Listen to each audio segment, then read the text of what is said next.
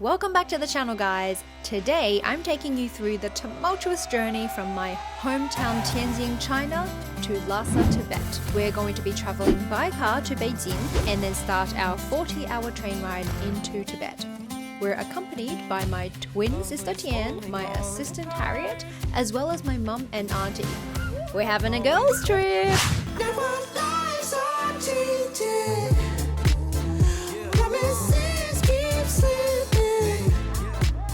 Right now, we're getting ready to leave and go to Tibet. It's frantic. Everyone's like blow drying their hair and packing, and I'm done. I'm ready. I'm chilling. Why are all Chinese cats British short hair? That's funny. Oh, good little joke. Oh my god. We're Asian. The cat's from Britain, Canada. She's in perfect position right now. Of course, we let England take out.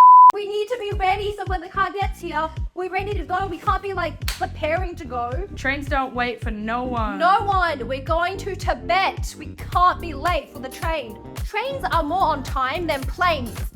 Oh, this is very stressful. The car's then? Yeah, the car's downstairs. Oh, Shiza. Didn't know that other car, but our cousin. Tony's the car picking us up. Like 4-ish? Ish? It's 4-ish. It's 4-ish right now. Yeah, and yet he's not here. Swatter is in one of the bags.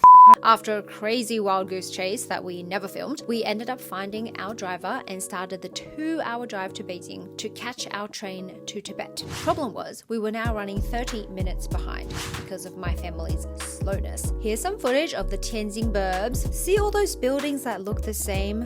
That means they're part of the same apartment complex, made by big developers. It's like Legoland. It's a 4-bunker sleeper, so it's the 4 of us, and then Harriet is in a different bunker. Does she have to sleep with other people? Oh, I didn't think of. Oh, sorry, man.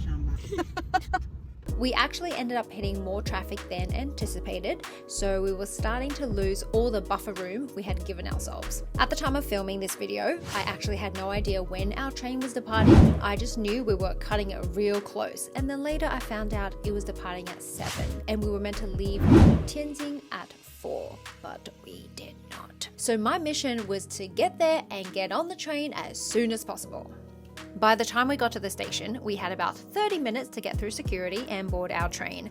As you can see, I am rushing ahead while the rest of my family are taking their sweet ass time. It's so stressful to travel with them. Anyway, I'm like the only person wanting to catch this train apparently. As you can see, the Beijing train station was huge and we got lost a couple of times trying to pick up our train tickets. Lol. And because we didn't have Chinese ID cards, we had to go through separate lines to have our passports checked. So that delayed the process even more. Stress level going up. But finally, after what seemed like a million roadblocks, luckily it didn't leave without us. The sleeper cabins in these trains were very cozy, and the only place to put the luggage was in these slots above the bunkers that only fit a few small luggages. It was kind of a struggle to get the luggage up onto the top shelves, so everyone had to help and try not to drop the luggage on each other's heads. It was a struggle, but we did it. By this point, you're probably wondering why we're sitting on a train for 40 hours instead of taking a 5-hour flight. Well, that is because Tibet is over 4,000 meters above sea level, so taking a train would allow us to adjust to the elevation gradually and avoid severe altitude sickness. If we took a plane, we would not survive. And I have read so many Reddit articles of people who had to cut their trip short because of severe altitude sickness, and we did not want to experience that. Also, it was going to allow us to soak in the sights of rural Tibet. Our train had 3 sleeper carriages, a restaurant carriage, which serves 3 meals a day and charges 40 RMB in between meals to sit at the tables. It was weird, but I paid it because I wanted somewhere to work. And the rest were seated carriages. This particular route is really special because it's the only route that goes directly from any city in China into Tibet. For example, in Shanghai, you can get a train, but you have to stop over and change trains. The brutal part about this train ride is there's no shower, there's only one toilet for the entire carriage, and there's no Wi-Fi, which was really hard. hard to deal with, but it did force me to not work for extended periods of time. We're currently at Lanzhou, which is smack bang in the middle of China, and then we're gonna weave our way into Tibet. Yeah, we're halfway there, but we're still not at the pretty part. Once we get to Xiniu, that's when it gets real pretty. And the sights are worth photography. There's a tradition that at this 15-minute stop in this particular city, everyone gets off and cleans their windows because the view from this point onwards is so spectacular that when you take a photo through the window, you don't want those greasy, dirty dirt marks. You have a spotless photo of the upcoming views. Which is really smart, whoever came up with that. This was the exciting moment we discovered our chip bags had expanded due to the pressure from the elevation. We went nuts, as you can see. Just after filming this, the yellow bag burst from the pressure. It was really loud and scared the crap out of us. So to avoid any further loss to our precious snack supply, I decided to rebag the chip bag. So if it did explode, it would explode in the bag and we wouldn't lose any chips. You feel me? Is that what happens to our brain though? In our ears though? No, because we have holes in our ears, so the pressure can depressurize. Not in our skull. We do actually. A so special auntie had to take a photo of her buying it. It's called Chieng. Very nutritious. This is very nutritious yogurt. Oh, there's something inside there. Oh, it's the wheat. A little toy. The wheat's inside. It's a little toy. A little baby. A little baby. What's this? It's a baby. Ta-da! If you can't see the baby, you're blind.